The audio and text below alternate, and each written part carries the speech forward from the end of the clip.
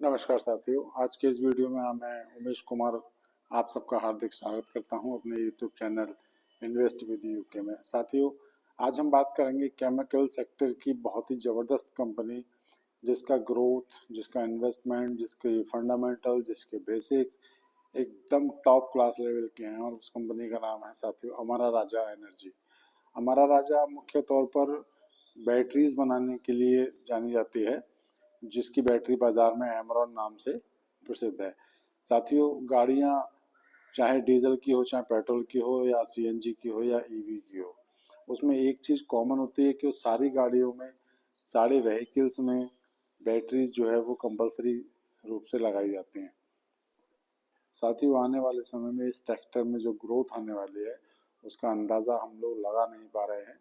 बहुत ही ज़बरदस्त सेक्टर है और आने वाले 5 से 10 सालों में आप देखेंगे कि ये सेक्टर आसमान की ऊंचाइयों तक पहुंचेगा। तो इस सीरीज़ के अंतर हम लोग बात करने वाले हैं साथियों हमारा राजा बैटरीज के बारे में। साथियों, इस समय हमारा राजा एनर्जी एंड मोबिलिटी का जो शेयर है वो लगभग 891 रुपये के आसपास ट्रेड कर रहा है और पिछले एक साल में इसमें लगभग 51% की ग्रोथ दी है साथियों। इसकी ग्रोथ जो है वो इसी तरीके से चलती रहेगी, ये कभी भी ना रुकने वाला शेयर है।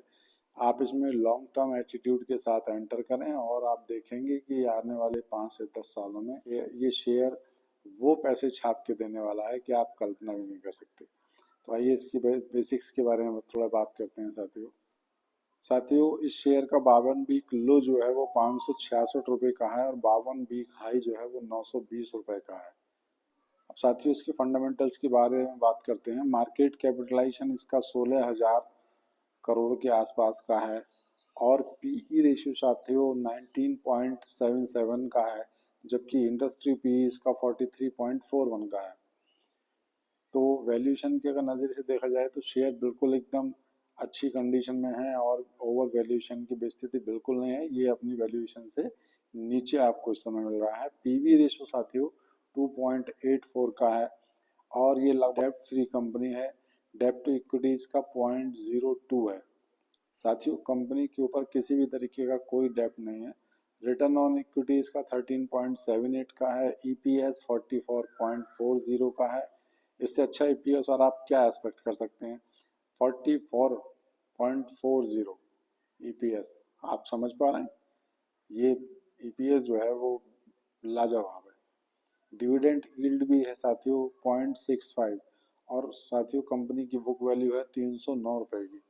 अब साथियों इसके रेवेन्यू के बारे में बात करते हैं।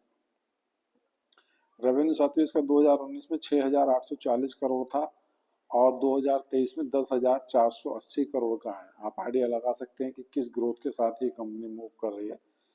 अब प्रॉफिट की बात करें साथियों, प्रॉफिट इसका 2019 में 483 करोड़ था और 2023 में 695 करोड़ है साथियों।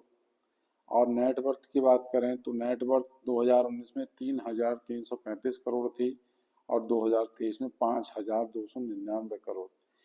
रेवेन्यू, प्रॉफिट और नेट वर्थ तीनों ही पॉइंट्स पे कंपनी पॉजिटिवली आगे बढ़ रही है।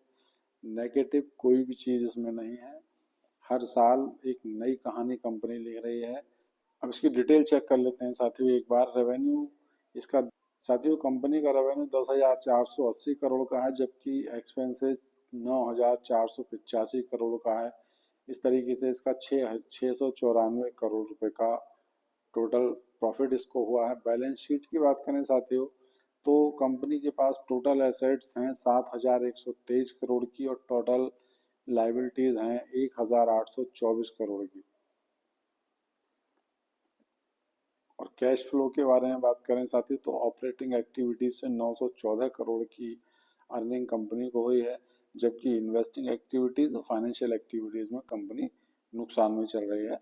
लेकिन ये इतना बड़ा इशू नहीं है साथियों। अब इसके शेयर होल्डिंग पैटर्न के बारे में बात करते हैं। रिटेलर्स के पास 30% है, promoters 28.06, foreign institute 24%, other domestic institute 11% और म्यूचुअल फंड्स 6.17%। साथियों, इसमें एक क्वेश्चन हमारे साथी कुछ ये पूछ सकते हैं या उनके दिमाग में आ सकता है कि प्रमोटर्स की होल्डिंग इसमें केवल 28% है, तो ये कंपनी, जैसे मैं आपसे बताता आया हूँ कि कम से कम प्रमोटर्स की होल्डिंग जो है वो 60% के आसपास होनी चाहिए। या मोर देन 60% होनी चाहिए, और इसमें ऐसा नहीं है। तो मैं आपको बताना चाहता हूँ कि रिटेलर्स के पास केवल 30% की शेयर होल्डिंग है, बाकी 70% के आसपास promoters, foreign institute, other domestic institute और म्यूचुअल फंड्स के आसपास है। साथ ही इस तरीके से हमने देखा कि कंपनी के ऊपर किसी तरीके का कोई डेप्ट नहीं है। वैल्यूएशन के हिसाब से कंपनी का पी रेशियो जो है इंडस्ट्री पी से बहुत ज़्यादा नीचे है। शेयर होल्डिंग पैटर्न में आपने देखा कि प्रमोटर्स की होल्डिंग भले ही कम है, लेकिन रिटेलर्स के पास बहुत कम शेयर होल्डिंग है। अपनी वॉच लिस्ट में शामिल करिए इसको, इस पर लगातार नज़र बनाए रखिए। जैसे ही इसमें 10% 15% का करेक्शन आता है तो आप इसमें एंटर कर सकते हैं। आप चाहें तो कुछ छोटी क्वांटिटी में फ़िलहाल भी इसमें कुछ परचेजिंग कर सकते हैं, और समय रहते जब आगे आपको करेक्शन के टाइम पे मौका मिले तो आप इसमें अपनी स्टेक होल्डिंग बढ़ा सकते हैं साथियों। और साथियों, ये वीडियो मैंने केवल एजुकेशनल पर्पज़ के लिए बनाया है।